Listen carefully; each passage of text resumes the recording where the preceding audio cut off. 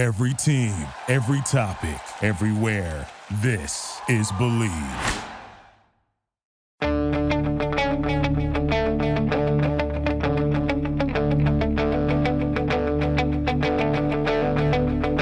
Ich warte seit Wochen auf diesen Tag und tanz vor Freude über den Asphalt.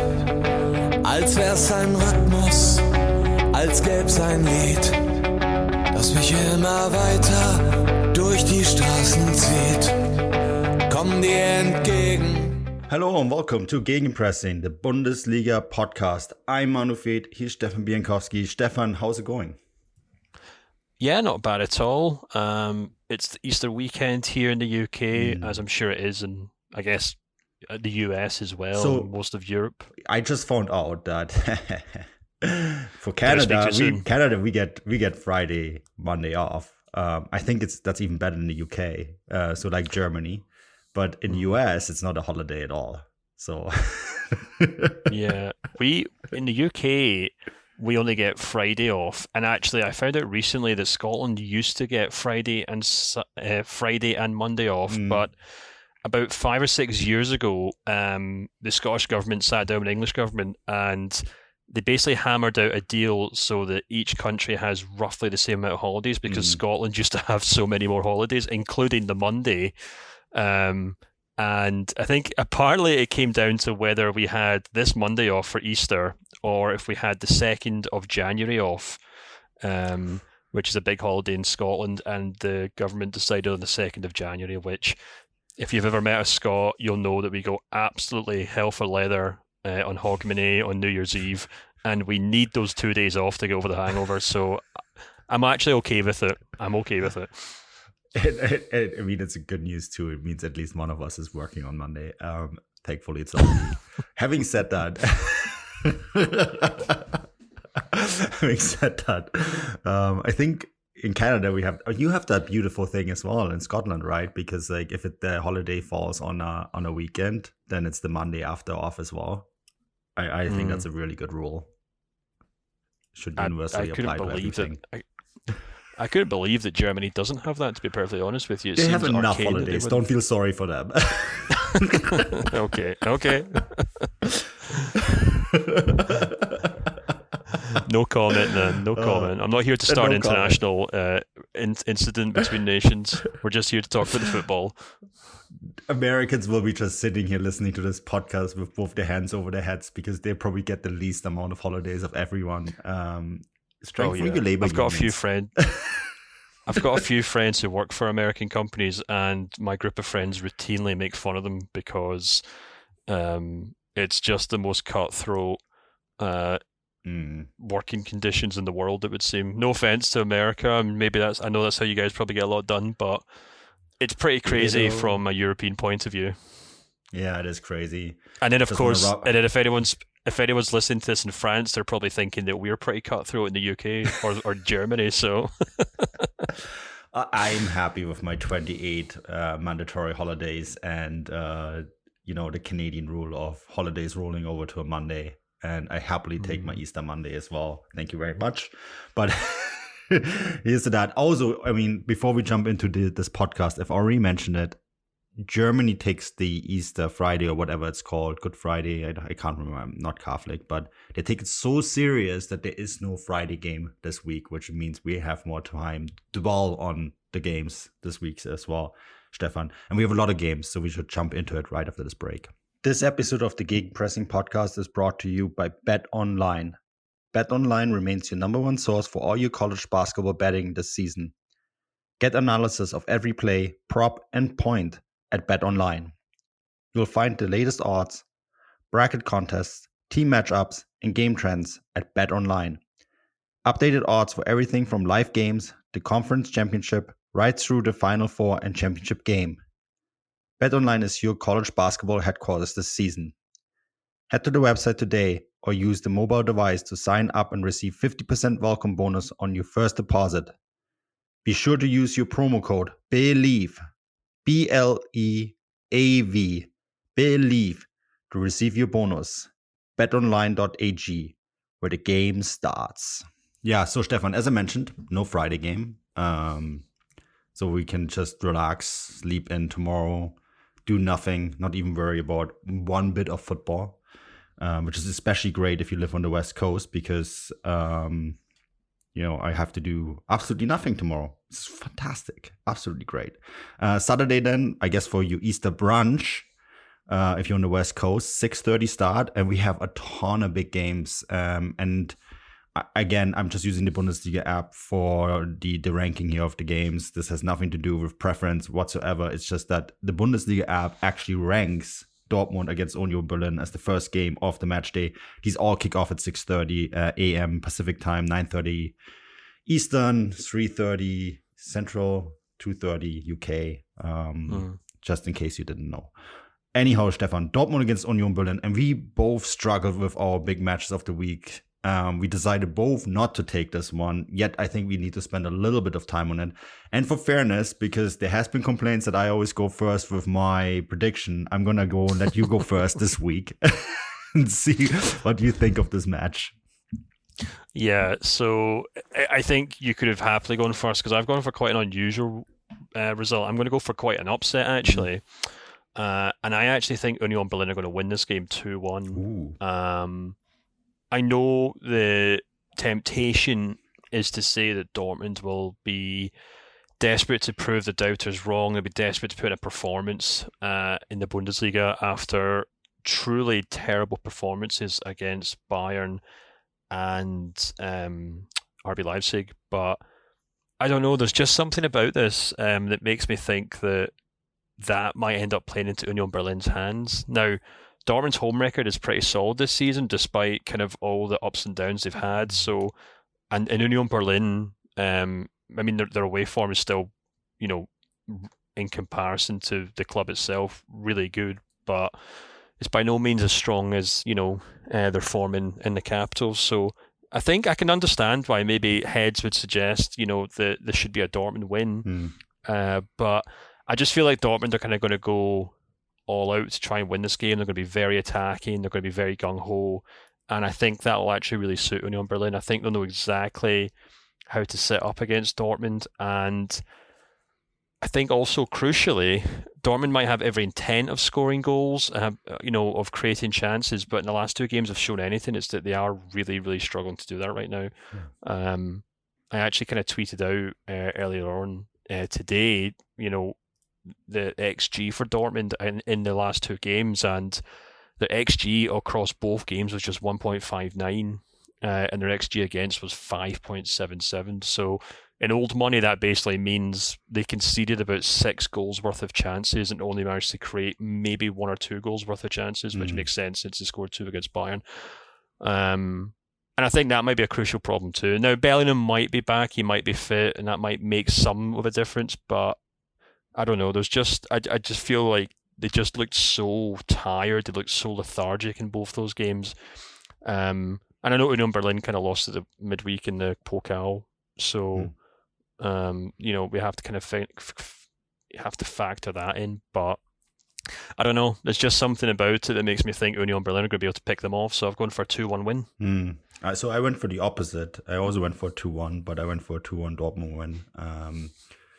But I can only concur with everything you said. I think this is a really crucial game for Dortmund, right? And they have to win this. Although I don't think the title race will be over if Dortmund lose this, because if Union Berlin win it, they might be fully in it, which is crazy to think. Matchday 27, right, at this stage. It's interesting that you mentioned the XG. It's a little bit off topic, but I noticed that even Bayern Munich are outperforming the XG at this stage of the season. It's really interesting that this seems to be something that's afflicting all the top teams at the moment. But yeah, I think coming to this match, I think this is going to be really, really tight. The other result I almost went for was a draw, and that wouldn't surprise me either. I think Union Berlin are going to make this very interesting, but probably more interesting than Dortmund hoped for. But let's see. Let's wait and see. So the next one, and I think both of us almost picked this one as a top match as well, Stefan, and that's Leverkusen against Frankfurt. This is going to be, this is tough that all these games are at the same time, because these are some really good games taking place at the same time.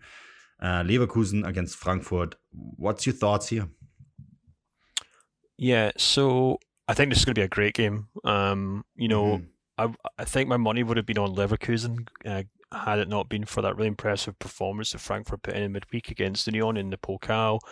I wrote a piece about Leverkusen this week actually for the Substack and kind of talking about how they've managed to really kind of turn things around through, Alonso kind of tweaking the tactics, and they look all the better for it. They look defensively solid. They're getting the best out of kind of key players like Frimpong and Florian Wirtz and Moussa Diaby, etc. And quite impressively, they're doing all this without Patrick Schick. We talked about at the start of the season how they're so reliant on Schick for goals. Well, it seems as though Alonso's finally figured out a way to get past that. So I think Leverkusen are going to look really solid in this game, but I also think Frankfurt will be pretty solid too. We saw that in midweek in the way that Götze and Kolo Muani kind of linked up so well. And they look like they've kind of really benefited from that Twitter break, that international break. Wish it was a Twitter break. So I'm struggling to kind of pull apart these teams. So I've gone for a very dramatic, very entertaining 2-2 draw. No way. I did too. For pretty much exactly the same reasons. Okay, we're concurring here. 2-2 draw. I'm actually. It's going to be really hard for me to decide which game to watch, because between the Leverkusen, Dortmund, and then of course the Freiburg Bayern game, I think this probably could be the most entertaining one because they are so close. And you know what, Stefan, this is a really, really, really big fixture in the grand scheme of things too, because both these teams probably want to make a late push for the Champions League, right? Which will actually add, I think, to the entertainment, because you're not going to have any of this tactical kind of stuff going on here. These are two teams that, although Leverkusen has the extra route through the Europa League, which I actually think might be the most viable route for them to qualify for the Champions League, right? But I think this is going to be a ton of fun to watch. And anyone who saw Frankfurt play midweek against the DFB Pokal, there is a sense now that they might turn things around. So yeah, I'm fully with you. 2-2. I think there's going to be lots of goals in this game. Watch it now being a boring 0-0 draw, now that we predicted this. But yeah. All right, so let's move on to my match of the week. And I said, again, this was really hard to pick. And that was Freiburg against Bayern Munich. And Stefan, I'm really, really, really torn on how this is going to play out, because I do think that Freiburg had a tactical masterclass against Bayern Munich in the Pokal. And the Bayern Munich players were quite upset on how it went, right? Because they felt that they should have won this game. They didn't, because Freiburg put in quite a big shift. Of course, your heart then is going to say that they're going to do this again at home. Then your mind is saying that, well, Bayern are going to be very, when Bayern get put against the wall, that how they always respond, and they respond in a really big way. So my mind is saying, well, the Bayern is probably going to come out guns blazing and win this game. So I went for a little bit of a happy medium here, and I'm actually thinking this is going to be a 1-1 draw. And I think that because one thing that Bayern has struggled, and I mentioned it already, like they actually have outperformed the XG, but I actually sense that when they are getting into situations where they play against a really low defensive block and a really well-organized team like Freiburg, they're really struggling with scoring goals, right? They almost need an opponent like the PSGs, the Inter Milans, and the Barcelonas of this world, who are quite happily to open up against them. And then they're this free-flowing attacking side with 5-6 guys that can put the ball in the net, right? But the moment you don't have that, all of a sudden not having a focal point in attack really hurts Bayern. And I think this is why I think Freiburg are going to score 1. And I think that might be enough for them to get a point here. What's your thoughts? So I've gone for something a little different here. I completely understand what you're saying, but I do kind of feel like, having watched that game back, and I kind of said this in the bonus show when we kind of wrapped up the Pokal results, that had this game been played another 100 times, I think Bayern would have won it, 99 of those times. And I just feel like playing Bayern immediately after kind of poking the bears, probably the worst thing for Freiburg right now. And we talk about this all the time about how when these teams put in these really heroic performances and put their bodies on the line and throw themselves into tackles and in front of shots and stuff like that, that they usually look exhausted for the next 10 days. And I think the only thing worse than that is having to then do that against Bayern all over again.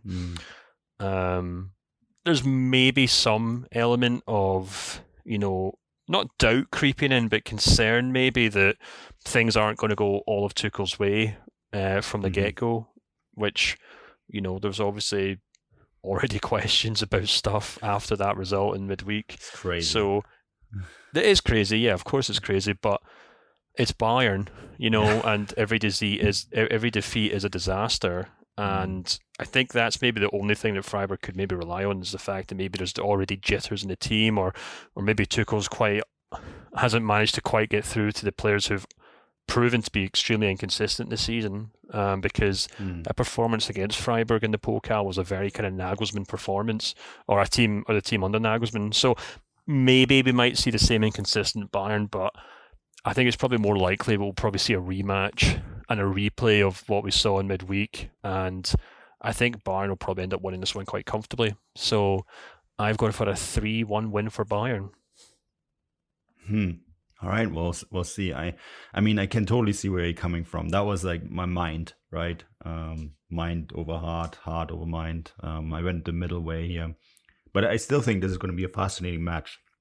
And see if Freiburg can do it. I agree with you. If you poke that bear, you don't get that like cute mascot that Bayern Munich roll out bear. Like that. What is his name? The guy has a name.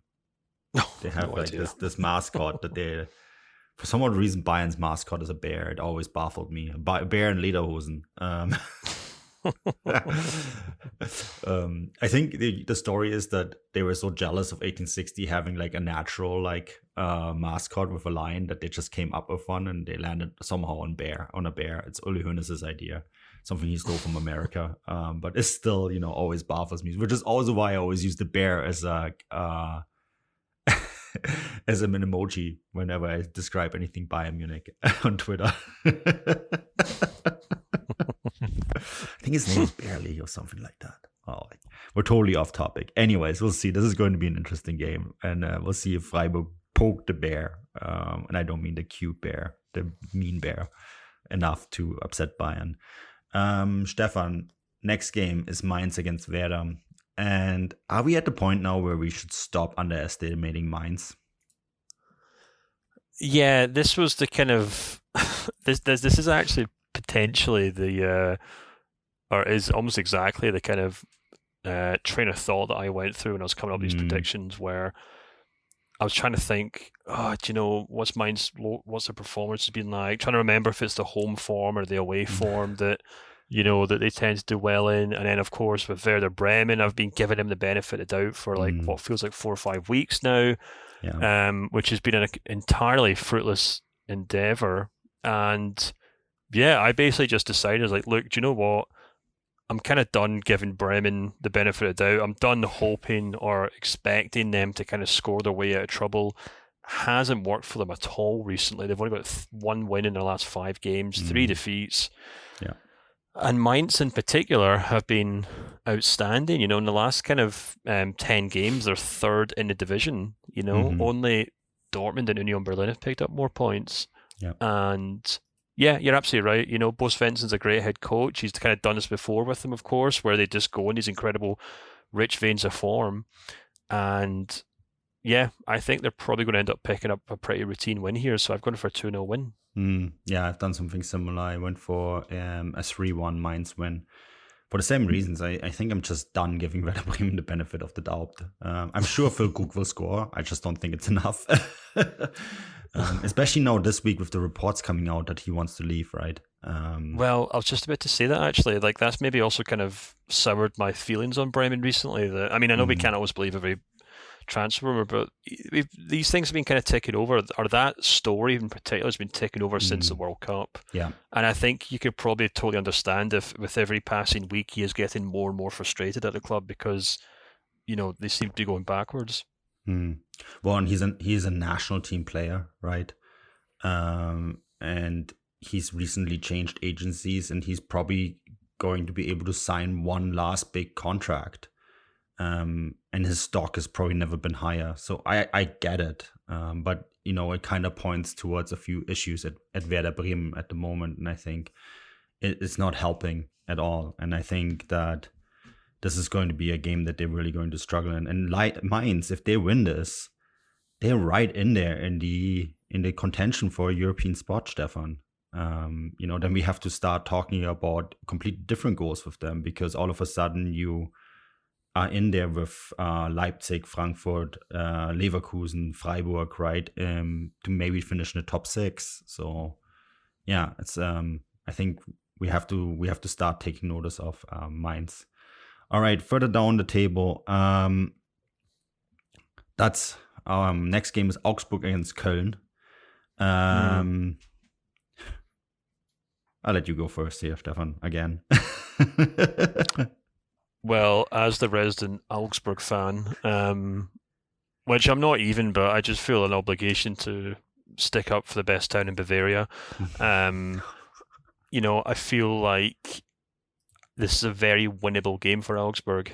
They've been quite good at home recently. They've picked up 4 wins from the last 5 games.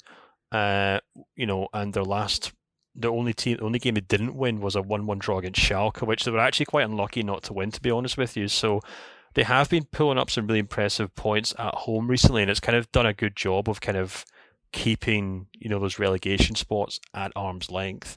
And in contrast, Cologne just seem to be going through a bit of a moment right now.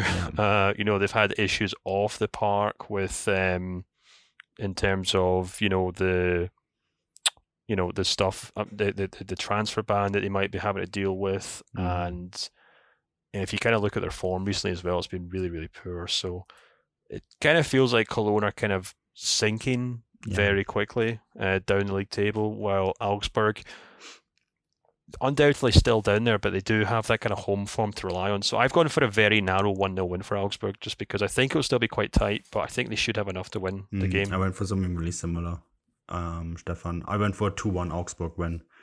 I can't really add much to what you said there. I think Köln, that transfer ban, I think, is a big story. And we're not even, we're just at the tip of the iceberg there.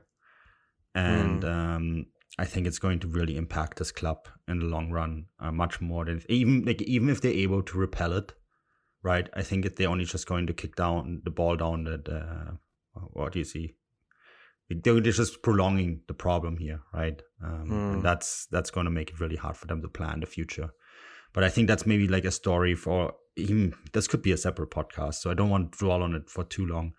The Topspiel, and this is the DFL designated Topspiel, Stefan, not our designated Topspiel, is Hertha Berlin against RB Leipzig. And this is the Saturday night game.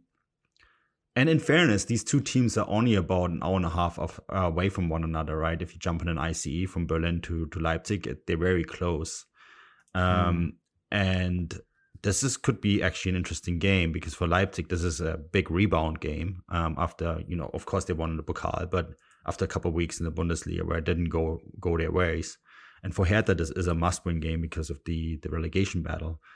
I do sense, though, here that I think Leipzig are going to win this quite easily, Stefan. I went for a 3-0 win here. What do you think? Interesting. I think they'll win it too, but I actually think it will be quite tight.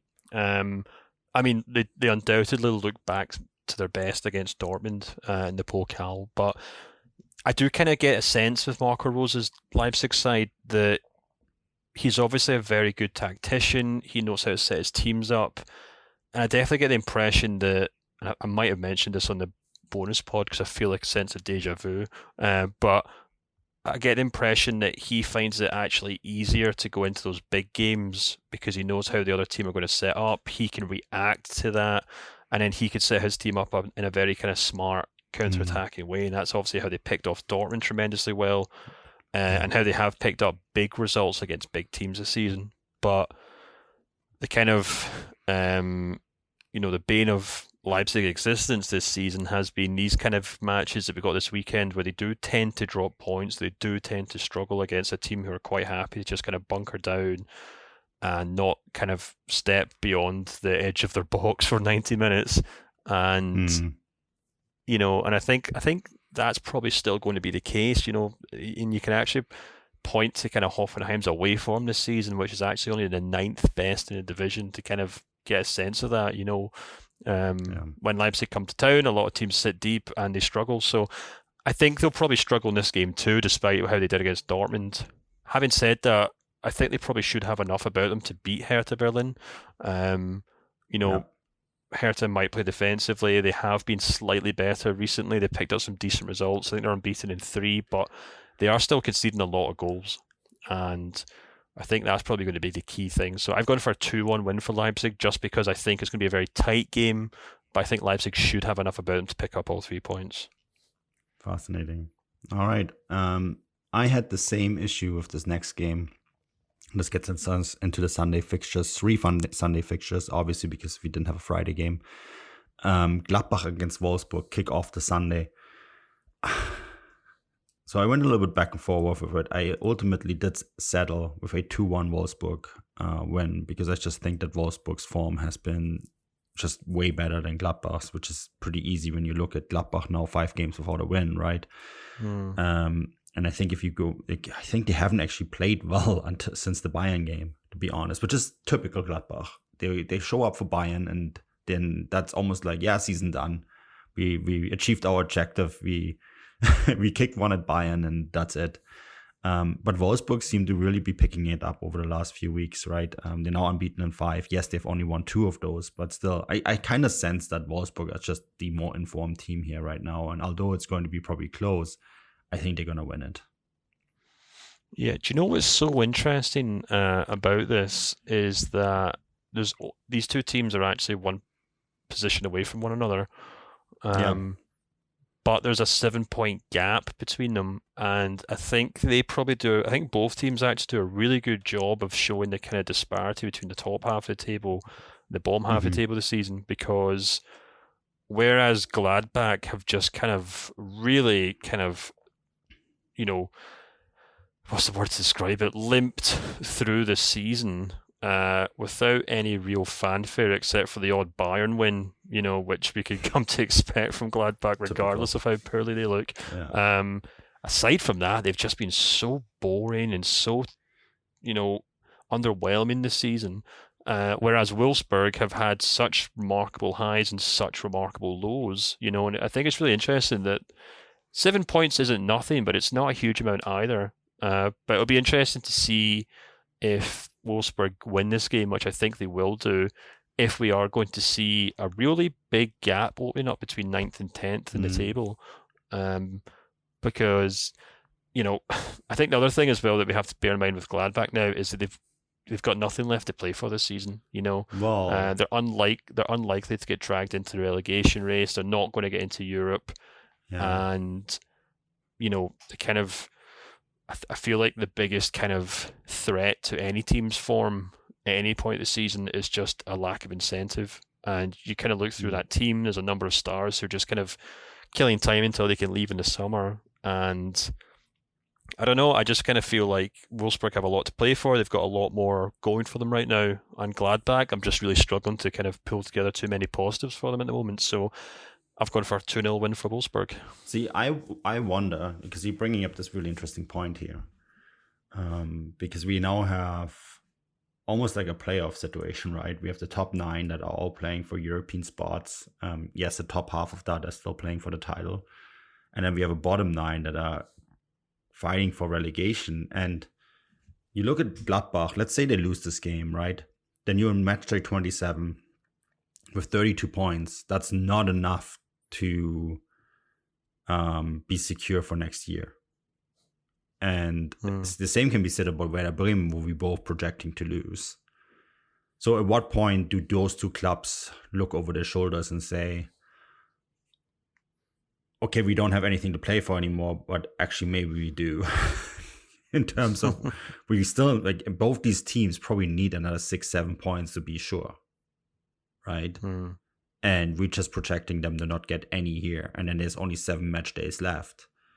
I'd be worried, because especially because you have a bunch of teams behind them that are in survival mode, right, and have been playing for points. So I almost wonder if we see that entire bottom 9 dragged into the playoffs simply because the top 2 teams, if you separate the table that way, have been so complacent for so long. It's an interesting one, right? Something that we have to keep an eye on, I think. Yeah, absolutely. Yeah, it's a really good point. So, especially because now we go into that relegation race, because it's not only the top 4 playing, but it's also all the bottom teams, and they're playing each other. And some really interesting matchups. And the first game is Bochum against Stuttgart. Stuttgart, I always had to laugh a little bit about this during the Pokal game that I watched, because the commentator said, like, oh, there's the team from the top division beating Nuremberg narrowly 1-0. And I'm like, is there really a gap between those 2 teams, Stefan? Are we already talking about Stuttgart as a second division team? Because there wasn't really that big of a difference between Nuremberg and Stuttgart in this Pokal match, in fairness. So I kind of struggled with a prediction here, so I'm just going to let you go first.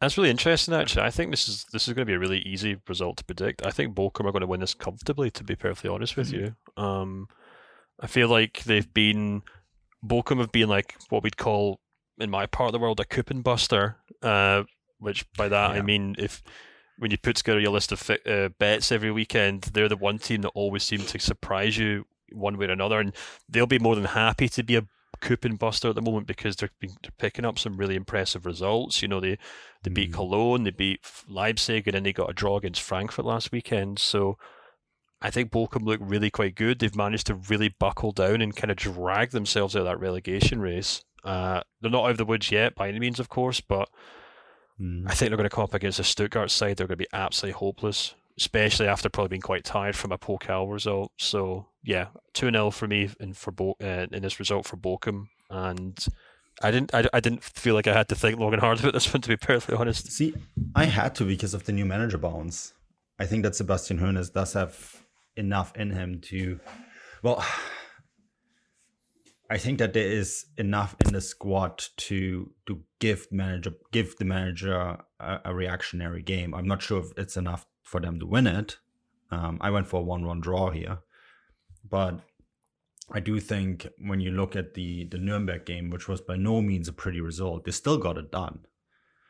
So, and you know, there's a lot of draws in Bochum lately. And then I also went back to the reverse fixture, where Stuttgart were already quite in a bad situation, right? And Stuttgart won that game 4-1. So, yeah. But I mean, who knows? I mean, Bochum have been excellent in recent weeks. So we'll see how this goes. Obviously, if they win it, that really makes this next fixture really important as well. And that's Hoffenheim against Schalke. And you've picked this as your match of the week. And I think that's a really fair pick, because it is a game that has a ton on the line. So I'm just going to let you take it away from here.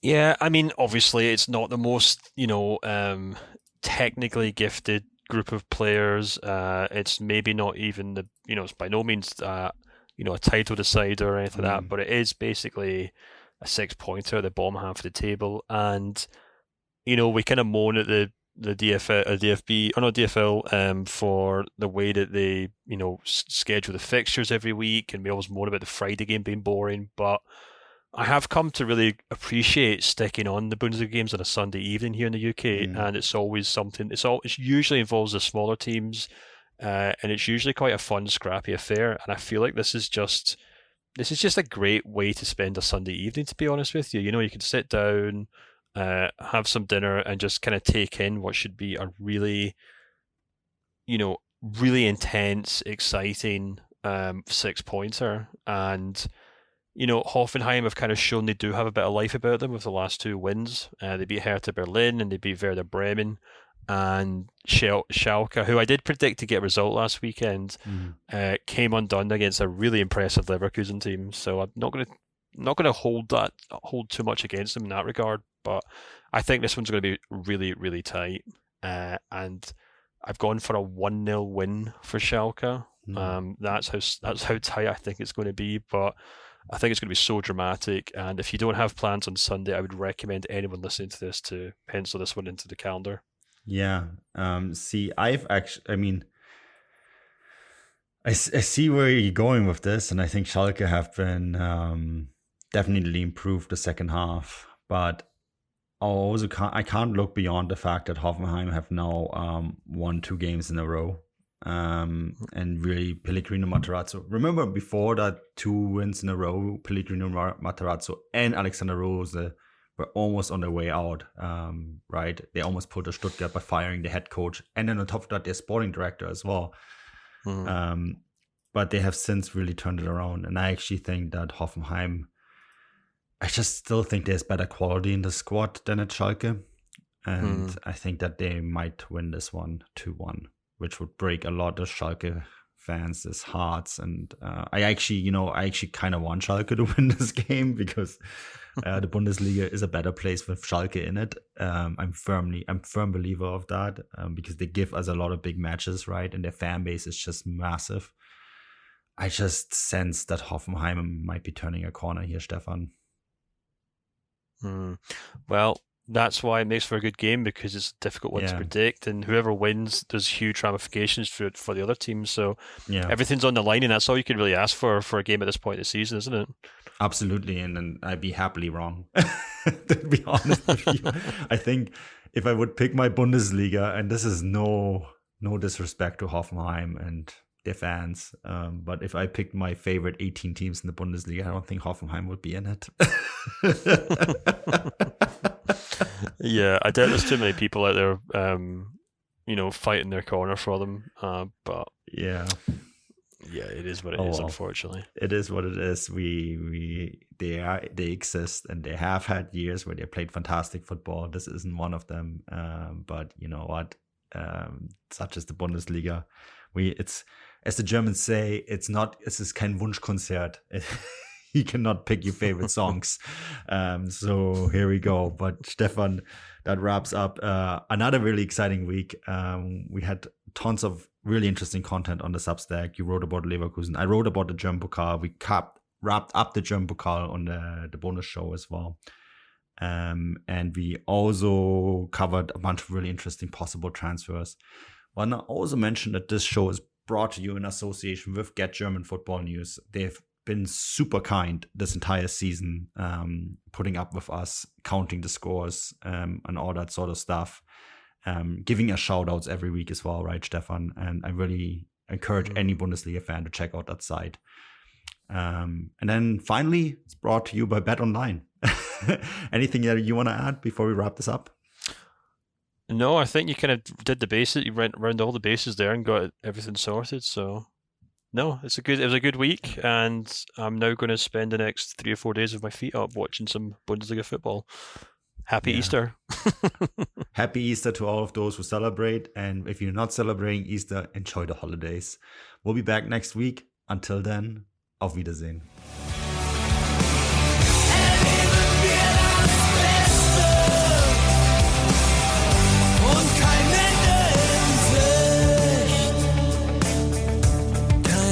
In Sicht.